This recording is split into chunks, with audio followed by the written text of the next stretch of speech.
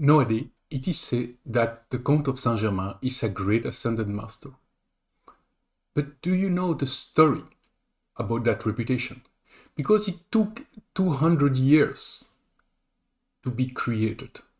And in this video, we are going to review from the moment of his official death in 1784 till the present time, how that reputation got transformed.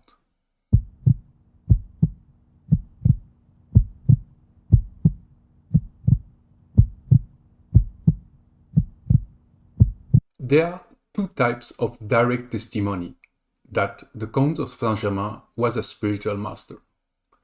The books he have released and the person who claimed to be his disciples. There are two books that are attributed to the Count of Saint Germain. The most famous one is the Most Holy Trinosophy, which is basically a book written in French with a lot of illustration and symbols, and it's an initiatory tale full of symbols, mostly taken from the alchemy. That book has no author name, and it's only the tradition that attributes it to Count of Saint Germain. The second book is even more mysterious. It's the triangular book, and its name comes from the shape of that book, which is really triangular. It has been written in code, and mainly people decode it into French. And basically, it appeared to be a grimoire for having the famous recipe of the eternal life. That book was in the possession of Cagliostro, who got arrested, and the church authority snatched that book for more than 1 century. And that book has the signature of Count of Saint Germain, so we are not sure that he was the author, but at least we have a name on the book. 3 esoteric authors from the 18th century claim to be direct disciple of Count de Saint Germain. The first one is Etela. You may have never heard about him, but he was the first person to settle a tarot consultation in Paris. And he issued the first book about tarot. The second person is much more famous. It is Mesmer, the creator of what would become later hypnosis. And Mesmer claimed to be a disciple of Saint Germain and has been seen many times with him, and even after his putative death date in 1784. So that's the second author. The third one is Cagliostro. And Cagliostro was an adventurer with a very dodgy reputation of being a swindler. And he have also claimed to be a disciple of Saint Germain. And he was caught with the triangular book I was just mentioning. So those 3 persons are probably the most famous esotericists of the 18th century, and they are all related to the figure of the Count. Saint Germain was very famous in the 18th century, and a little after his death, but slowly his memory started to disappear and he got forgotten. Till at the end of the 18th century, Helena Blavatsky briefly mentioned in her glossary of theosophy that he was one of the greatest Eastern adepts of the 18th century. That is not much, but that was enough to rekindle the interest for that very mysterious character. 1914. Theosophy is living its second generation of author and is under the presidency of Annie Besant. and one of her close associates, Isabel Cooper Oakley, decide to investigate on the Count of Saint Germain. Obviously, she is aware of the master nature of the character, but she will pick up every written document that would give a historical information about the Count.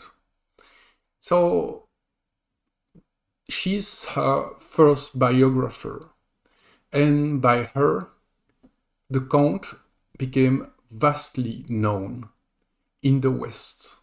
So his legend was really truly resurrected. Alice Bailey is a dissident from the Theosophical movement who creates her own movement, the Arcan School.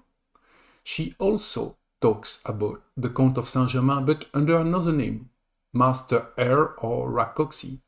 And in the first video, we describe where that name comes from. So she presents Master Rakoczy as the most prominent master in charge of the entire Western civilization. He is the master of the ashram of the third, the fifth, and the seventh ray, and he is a character of enormous importance about everything related to philosophy, science, and politics for the Western world. Amongst the many authors of the 20th century who have talked about the Count of Saint Germain, Guy Ballard was the most influential. The very reputation of being an ascending master comes from him, by the way. Guy Ballard coined the expression ascending master. It was not existing before him. So Ballard claims he met the Count in the Mount Shasta in California in 1930. He met him flesh and bone, and the master gave him initiation and many secrets. So those conversations give a spiritual movement called the I Am movement, and it became so influential that it is said that around the World War II, that movement had like 1 million followers.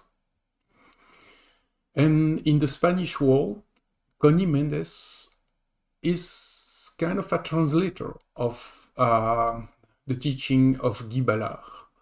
And it is very strange because that gentleman, Guy Ballard, is also known for having had problems with justice before and after his meeting with the Count of Saint Germain.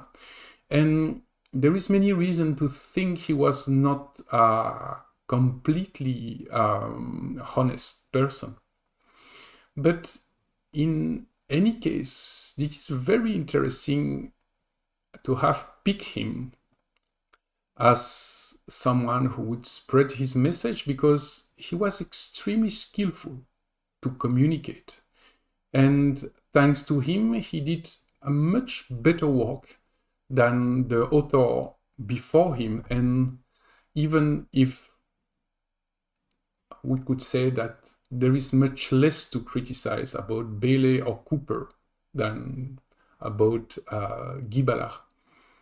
But maybe sometimes we may take for granted that spiritual master would choose people who do not look that morally clean. And that's one of the mysteries related to Saint Germain. So, in conclusion of this series on Saint Germain, the reputation of Saint Germain was already very supernatural when he was alive. And he grew after his official death. Then he disappeared for almost 1 century to be reactivated by Blavatsky and her followers. Nowadays, he is a very present figure, and a lot of authors are talking about him, a lot of people who are sometimes very serious and honest claim that they met him in person. So obviously there is no way to prove that any of this is true.